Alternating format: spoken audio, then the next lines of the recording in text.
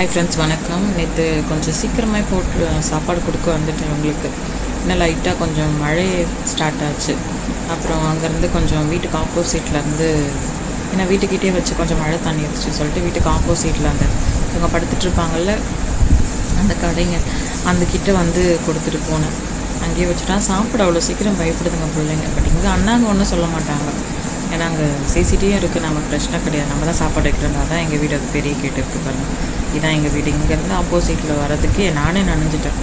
பாவம் இந்த பிள்ளைங்க அப்புறம் வந்தால் என்ன ஆகுதுன்னு சொல்லிவிட்டு அப்புறம் நான் கிட்ட வந்து வச்சுட்டு போயிட்டேன். பட் சாப்பிட்டாங்க. ஆனால் என்னென்னா, பட் நேற்று மழைன்றதுனால இங்கே கொஞ்சம் 2-3 நாய்ங்க பார்த்தீங்களா, இந்த குட்டிங்க இதுங்க ரொம்ப பண்ணுதுங்க. பொந்தில் பூந்துக்கணும் கலாட்டா பண்ணிக்கிட்டு, இதுங்க தொல்லையே பாவமாக இருக்கும். ஒன்று மேலே ஒன்று படுத்துக்கிட்டு.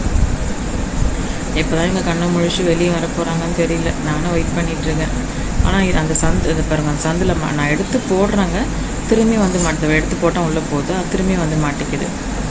ஏன்னா அவங்க அம்மா வெளியே வராங்க, அவங்க அம்மாவோடைய ஸ்மெல் கண்டு வெளியே வரான். அப்புறம் சரி கொஞ்ச நேரம் சாப்பிட்டுட்டு இவங்க சாப்பிட்ற வரைக்கும் அங்கேயே வெயிட் பண்ணிகிட்டு இருந்தேன். சரி சாப்பிட்டோன்னு சொல்லிட்டு எனக்கும் கொஞ்சம் அம்மாவும் மழை வருது வான்னு கூப்பிட்டுட்டே இருந்தாங்க. அப்புறம் சரின்னு சொல்லிட்டு நானும் வீட்டுக்கிட்ட போயிட்டேன். இவங்க சாப்பிட்டு கொஞ்சம் தான் சாப்பிடுவாங்க, மீதி நான் காலையிலையும் போடுவேன் இவங்களுக்கு.